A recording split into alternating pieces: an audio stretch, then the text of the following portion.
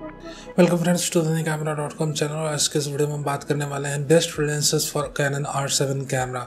R7 camera के हम best prime lenses के साथ बातें शुरू करेंगे, फिर हम बातें करेंगे बेस्ट कवरेज लेंस या best day to day zoom lens के बारे में, जो बहुत ही ज़्यादा रिजनेबली प्राइस्ड हैं और बहुत ही हाई क्वालिटी आउटपुट आपको देंगी।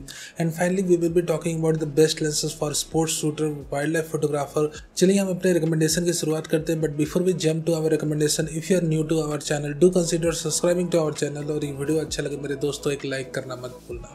Now moving forward to the prime lenses के बारे में बात करें, then we do have a huge range of prime lenses in Canon RF mount, starting from the affordable 16mm to the costly 85mm f2 micro ISSTM lens। इन सारी जो entire prime lens की series है, इसमें दो lens बहुत ही ज़्यादा affordable और बहुत ही ज़्यादा यूजेबल भी हैं। और ये जो दो अफोर्डेबल लेंसेस है उनमें से एक है 16mm के f2.8 और दूसरी है 50mm के f1.8 लेंस। ना अगर आपने हैंड हेल्ड ब्लॉग्स बनाने हैं, हैंड हेल्ड यूट्यूब के कंटेंट आपको बनाने हैं, then the 16mm f2.8 is the highly usable lens for you। आप आराम से अपने कैमरे को, R7 कैमरे को पकड़ के हाथों से अपने ब्लॉग्स बना सकते हो। और डोंट वरी, अपने कैमरे के अंदर 7 to 8 स्टॉप्स की IBS यूनिट है, यानी कि बहुत ही ज़्यादा स्टेबलाइज्ड फुटेज आपके कैमरे के अंदर जाने वाली है। सो डोंट वरी कि आपके लेंस के अंदर वॉइस है नहीं है। आपकी सेंसर की जो बिल्ट इन सेंसर सेफ्टी में जो स्टेबलाइजेशन मैकेनिज्म यूनिट है बहुत ही ज़्यादा वेल एनफ है, जो भी जनरल शेक्स आपके हैंड प्रोड्यूस करते हैं उन्हें कंपनसेट करने के लिए।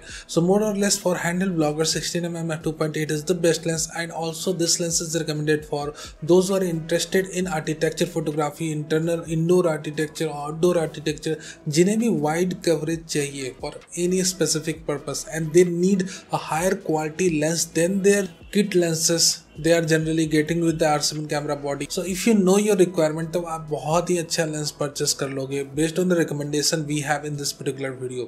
So moving forward we have the 24mm f1.8 ISSTM lens। अभी कुछ ही दिनों पहले मेरे एक सब्सक्राइबर से बातें चल रही थी, जो कि ऑफ कोर्स स्ट्रीट फोटोग्राफर भी हैं। Then he was asking me for a recommendation for a R7 camera street photography lens and he was bit confused कि वो RF की 24mm की लेंस लें या 35mm की लेंस लें। So I have recommended him to go with the 24mm lens, क्योंकि भाई यहाँ पर 24mm की जो लेंस है उसकी equivalent focal length somewhere around more than 30mm हो जाती है, 38mm के approximate. So the best thing is to have the RF 24mm lens if you are interested in street photography. Also general purpose portrait fashion photography, अगर आपने family friends की portraits लेनी तब भी आप इस लेंस के साथ काम कर सकते हो।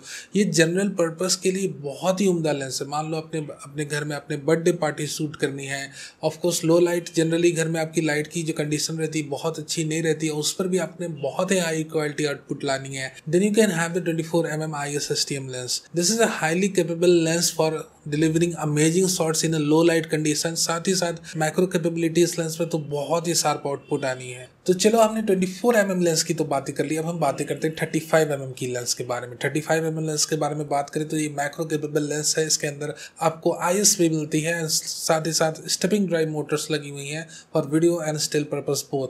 तो यहाँ पर ये macro capable lens, I am going to recommend this particular lens for fashion portrait photographers, कि भैया अगर आपने फैशन फोटोग्राफी करनी, पोर्ट्रेट फोटोग्राफी करनी, इवन वेडिंग फोटोग्राफी अगर आप करते हो और आपने एक परफेक्ट पोर्ट्रेट लेंस चाहिए, then you should go with 35mm f1.8 ISSTM lens, क्योंकि इस लेंस की equivalent focal length, I hope you understand it, क्योंकि 1.6x रॉ फैक्टर अप्लाई हो रहा है कैनन की R7 सेंसर का। So equivalent focal length will be 56mm, which is perfect for shooting portrait, perfect for shooting candid। I hope you understand that if you are interested in portrait photography, if you are interested in capturing candid movements, you should have the 35mm micro lens as soon as possible। ये नहीं कि sir 50mm ले, of course 50mm तब लो जब budget नहीं 35mm का, ठीक है। I hope you understand this। अगर आपने पास आपके बजट नहीं है then you can have the 50mm lens, no doubt। लेकिन 50mm के लेंस के साथ क्या होगा कि आपने एक बहुत अच्छी डिस्टेंस मेंटेन करनी होगी, एटलीस्ट 8 to 9 फुट की, 8 फुट की डिस्टेंस तो आपने मेंटेन करनी पड़ेगी आपके सब्जेक्ट के साथ। But with the 35mm lens, अगर आप ऑफिस और रूम में वीडियोस बना रहे हो, यूट्यूब के कंटेंट भी बना रहे हो,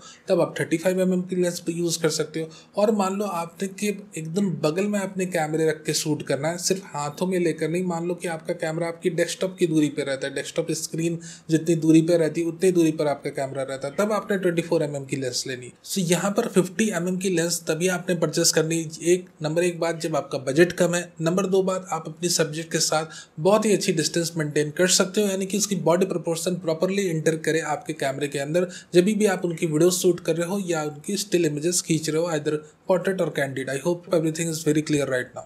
So moving forward, we also have one more lens, the 85mm f2 micro IS STM lens, but उस लेंस की जो इक्विवेलेंट फोकल लेंथ होगी वो समवेयर अराउंड 120mm के पास चली जाएगी। So I am not going to recommend f2 85mm micro capable lens for a APS-C crop body. So I think that those who are getting APS-C crop body, उन्हें मैं 85mm की lens नहीं recommend करूंगा। और भी ज़्यादा sharp output चाहिए, और भी ज़्यादा बहुत उम्दा बोखे चाहिए आपको अपने लेंस के through, then we do have some good zoom lenses for you. Zoom lenses की बात करें तो जो सबसे बेस्ट लेंस मैं कहूँगा R7 बॉडी के लिए वो है सिग्मा की 18 to 35mm f1.8 lens made for Canon APS-C DSLR cameras.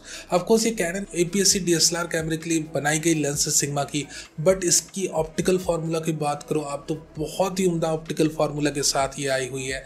Auto focusing performance with the help of adapter इसकी बहुत ही ज़्यादा उम्दा है।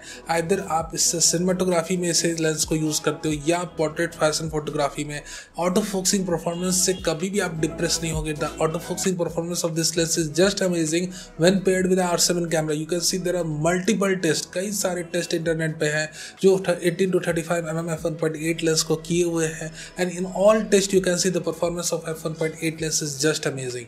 सो I highly recommend those who are interested in getting a high quality lens other than the kit lens, उससे better है आपने एक adapter ले लेना है EOS R2 EF एडेप्टर का, बहुत कॉस्टली नहीं, बजट में आ जाता है, and then you have to buy the 18 to 35mm f1.8 lens. बहुत ही उम्दा लेंस है। Now the next zoom lens I am going to recommend is a full frame EF mount DSLR lens. वो Sigma की ही बनाई हुई है, sigma 50 to 100mm f1.8 lens. अगर हम 50 to 100mm f1.8 लेंस की इक्विवेलेंट फोकल लेंथ की बात करें तो जो इक्विवेलेंट फोकल लेंथ आपको मिलता है समवेयर अराउंड 80 to 160mm का रहता है। सो नियर अबाउट अगर आप अपने कैमरे में 70 to 200mm की लेंस यूज कर रहे हो, जो कि ऑफकोर्स बहुत ही ज़्यादा प्रोफेशनल वेडिंग फोटोग्राफर यूज करते हैं to get perfect full size portrait images, तो ये आपकी बजट 70 to 200 f2.8 लेंस बन के उभरेगी। क्योंकि एक तो आपको अपर्चर f1.8 मिल रहा है, दूसरी जो कवरेज है near about 70 to 200mm lens के बराबर है।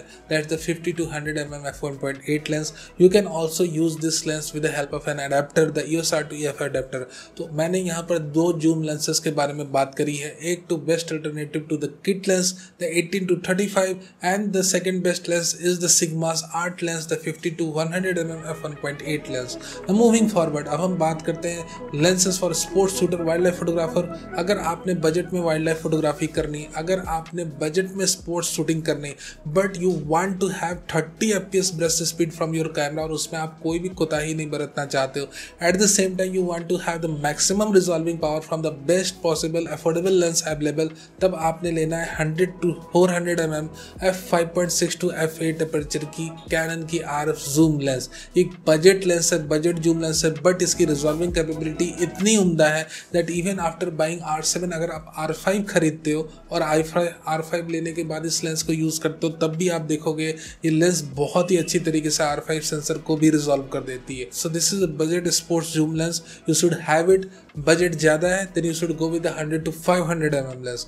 आई एम अगेन रिपीटिंग कि अगर आपका बजट ज़्यादा अलाउ करता है आपको कि आप और थोड़ा एक्सटेंड कर लो अपने बजट को, then you should go 100 to 500mm lens. But आपका अगर बजट आपने अलाउ नहीं करता है then you should purchase the 100 to 400mm lens. So these are the set of recommendation I have for Canon R7 camera. इसके बावजूद अगर आपके पास कोई क्वेश्चन हो तो आप मुझसे बेझिझक पूछ सकते हो। Thank you very very much for watching this video अच्छा लगा हो तो लाइक करना नहीं भूलना, नया हो तो सब्सक्राइब भी कर लो for future updates, live news and reviews.